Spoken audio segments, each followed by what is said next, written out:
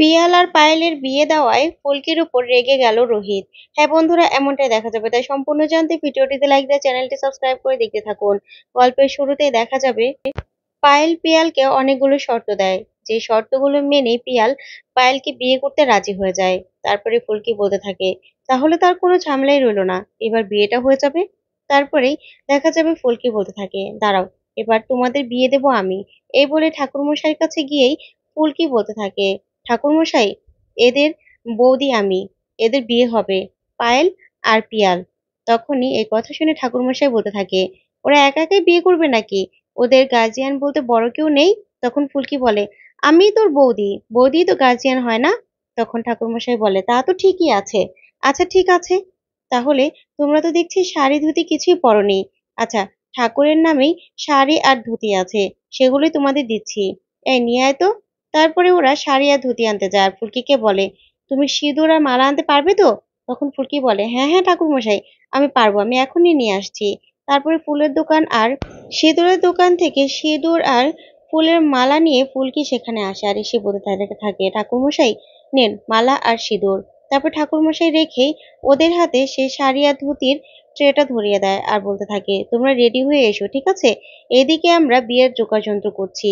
এই বলেই ঠাকুরমশাই বিয়ের জোগাড় যন্ত্র করতে গেলেই ওইদিকে ফুলকিদের বিশ্রামাগার দেখিয়ে দেয় আর সেখান থেকে রেডি হয়ে আসতে বলে পিয়াল আর পায়েলকে। তখন ফুলকি বলে, চলো।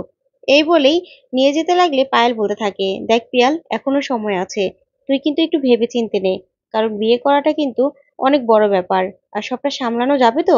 তখন পিয়াল বলতে থাকে, পায়েল, তুই একদম চিন্তা করবি না, ফুলকি না সবটা সামলে নেবে। ফুলকিকে ছোট দেখলে কি হবে, ফুলকি কিন্তু অনেক বুঝের আর অনেক কাজেরও, ও কিন্তু সবাইকে ঠিক বুঝিয়ে নেবে, তুই দেখবি। তখন এই কথা শুনে পায়েল বলতে থাকে, ঠিক আছে চল। এই বলে ওরা চলে যায় ফুলকির সাথে। তারপরে ফুলকি দুজনকে রেডি করে নিয়ে আসে। তখন ঠাকুরমশাই বলে, বাবা, চলে এসেছো তোমরা, তাহলে বসো বসো। তারপর দেখা যাবে ওদের মালাও পরিয়ে দেয়। ওইদিকে ফুলকি ধূপকাঠি জ্বালানোর জন্য ধূপকাঠি আনতে গেলে হঠাৎ করেই দেখতে পায় বিরোধী পক্ষের ও অজয়বাবু লোকজন নিয়ে খুঁজছে। তখনই একটা লোক এসে পায়েলের ছবি দেখিয়ে ফুলকিকে বলতে থাকে, এই মেয়েকে দেখেছো? তখন ফুলকি বলে, না না, আমি দেখিনি। তারপর দেখা যাবে ফুলকি মনে মনে বলতে থাকে, সর্বনাশ, এ তো দেখছি, পায়েল তো দেখছি অজয়বাবুর মেয়ে, এখন কি হবে? তমাল দাদা, পিয়াল দাদাও নিশ্চয়ই জানে না, এখন কি করব আমি? তারপরে ফুলকি ওখান থেকে দৌড়ে চলে আসে। তারপরে পিয়াল আর পায়েলকে লুকিয়ে ফেলে আর এইদিকে বর বেশে আর বউ বেশে অন্য দুজনকে বসিয়ে দেয়।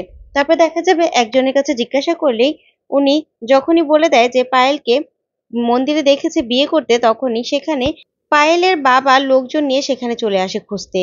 তারপরে এখানে এসেও পায়েলকে খুঁজে পায় না।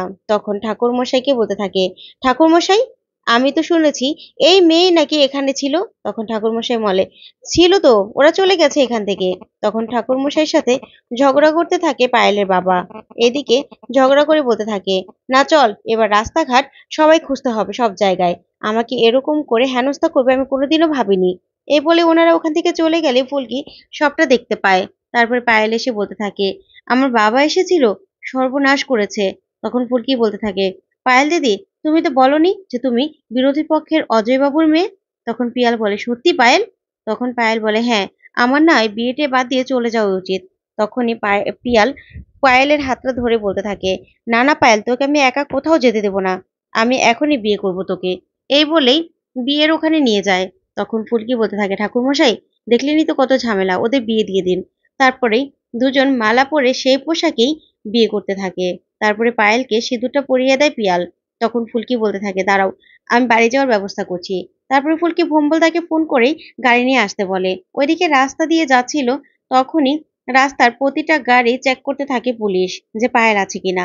তখন ভোম্বলদাকে ফুলকি বলতে থাকে, আচ্ছা ভোম্বলদা, এত বড় লাইন কিসের? তুমি দেখো তো নেমে গিয়ে। তখনই ভোম্বল নেমে আসে। তারপরে দেখতে পায় যে পুলিশ প্রতিটা গাড়ি সার্চ করছে। তখন ভোম্বল তো ভয় পেয়ে যায়।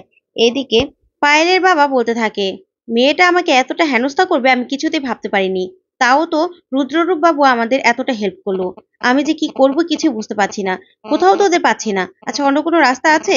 তখনই পায়েলের বাবার সাথে লোকগুলো বলতে থাকে, না না স্যার, এখান দিয়েই তো যাওয়ার কথা, এই একটাই তো রাস্তা। তারপরে ওরা সবগুলো গাড়ি খুঁজতে থাকে। ওইদিকে রুদ্রকে বড় অফিসার ফোন করে, ওসি সাহেব ফোন করে বলতে থাকে, স্যার এখনো ওই অজয় বাবুর মেয়ের কোনো খোঁজ পাইনি, তবে আমি যখন এখানে এসে পড়েছি খোঁজ অবশ্যই পাবো, আপনি একদম চিন্তা করবেন না, এই বলে কথা বলতে থাকে ওসি সাহেব। এদিকে দেখা যাবে গাড়ি সব বেরিয়ে আসে, তখনই ভোম্বল ফুলকিকে গিয়ে বলতে থাকে, ফুলকি রে, ওখানে পুলিশ সব সার্চ করছে গাড়ি, মনে হচ্ছে ওদেরকেই খুঁজছে। তখন ফুলকি বলে, এখন কি করব? ওইদিকে পিয়াল বলতে থাকে, ফুলকি তাহলে কি আমি পায়েলকে নেমে গিয়ে তারপর রিক্সা করে বাড়ি যাব? তখন ফুলকি বলতে থাকে, না না পিয়াল দাদা, রাস্তা তো একটাই, এই রাস্তা দিয়ে তো বাড়ি যেতে হবে, এখন আমরা কি করব? চুপ করে বসো তো, দেখছি কি করা যায়। তারপরে গাড়ি এগিয়ে গেলে ফুলকি হঠাৎ করেই সেই গাড়ি থেকে নেমে পড়ে, নেমে গিয়ে পিছনে চলে যায়। এদিকে ভোম্বল বসে থাকে। তখন পুলিশ অন্য পুলিশদের বলতে থাকে, আচ্ছা এক গাড়ি সার্চ করলেই হবে? যাও, পিছনে তো আরো গাড়ি আছে, চলো চলো ওই গাড়িটা আমরা দেখি। এই বলে ভোম্বলের গাড়িতে আসে। এসে ওসি সাহেব বলতে থাকে, কাগজপত্র কই? তখন ভোম্বল কাগজপত্র দেখায়। তারপরে বলতে থাকে, পিছনে গাড়িতে কি আছে? গাড়ির পিছনটা খোলো, আমরা চেক করব। তখন ভোম্বল বলে, আসলে ঠাকুরের জিনিসপত্র নিয়ে যাচ্ছিলাম, পুজোর জিনিসপত্র, এখানে কিছুই নেই। তখন ওসি বলতে থাকে, কি আছে না আছে সেটা তো আমরাই দেখবো। তারপরে ভোম্বল সবটা খুলে দেয়, খুলে দিলেই এক এক করে মূর্তিগুলো নামাতে থাকে। তারপরে দেখা যাবে পায়েলের বাবা ওসির উপর রেগে যায় আর বলতে থাকে, এখনো পর্যন্ত একটা মেয়েকে খুঁজে বার করতে পারলেন না? কিসের ওসি হয়েছেন? বড় বড় কথা শুধু। তখন ওসি বলতে থাকে, স্যার আপনি চিন্তা করবেন না, আমি দেখছি। তারপরেই দেখা যাবে ভোম্বলের গাড়িতে অনেকগুলো খড়কুটো রাখা ছিল। তখন পুলিশ বলতে থাকে আরেকটা পুলিশকে, যাও তো ভিতরে গিয়ে সবগুলো ঘাসগুলো নেড়ে নেড়ে দেখো তো কেউ আছে কিনা সেখানে। তখনই একটা পুলিশ উঠে তারপর লাঠি দিয়ে নেড়ে নেড়ে দেখতে থাকে। ভিতরেই ফুলকি, পিয়াল আর পায়েল বসে আছে। তখন ফুলকির পেটেও খোঁচা লাগে, কিন্তু ফুলকি চিৎকার করে না, মুখ চেপে বসে থাকে। তখন পিয়াল সবটা দেখতে থাকে আর কষ্ট পেতে থাকে।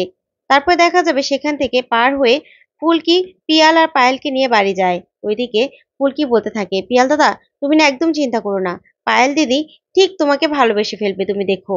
আর বাড়িতে সবাইকে ম্যানেজ করার দায়িত্ব আমার, তুমি একদম চিন্তা করো না। তখনই ফুলকি পিয়াল আর পায়েলকে নিয়ে বাড়ি যায়, গিয়ে বলতে থাকে, কই সবাই কই, এসো এসো, দেখো কাদেরকে নিয়ে এসেছি। তখনই সবাই আসলেই পিয়াল আর পায়েলকে দেখে চমকে যায়। তখন ফুলকি বলতে থাকে, পিয়াল দাদা আর পায়েল দিদির আমি বিয়ে দিয়ে দিয়েছি। তখনই রোহিত খুব রেগে যায় ফুলকির উপর আর বলতে থাকে, এই বিয়েটা কে দিল? তখন ফুলকি হাত উঠিয়ে বলতে থাকে, আমি দিয়েছি, আমি আমার না ভালোবাসার উপর অনেক বিশ্বাস, তাই ফুলকি দাস নিজেই বিয়ে দিয়ে দিয়েছে। তখন তো রোহিত এই কথা শুনে রেগে যায় আর বলতে থাকে, ফুলকি তুমি এটা কোনো কাণ্ড করেছো? তুমি কেন করলে এটা?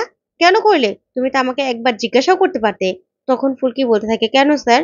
পিয়াল দাদা পায়েল দিদিকে খুব ভালোবাসে, আর পায়েল দিদির বাবা অন্য জায়গায় বিয়ে ঠিক করেছিল, আমি কি করতাম? তাই তো ওদের কিছু না ভেবে বিয়ে দিয়ে দিয়েছি।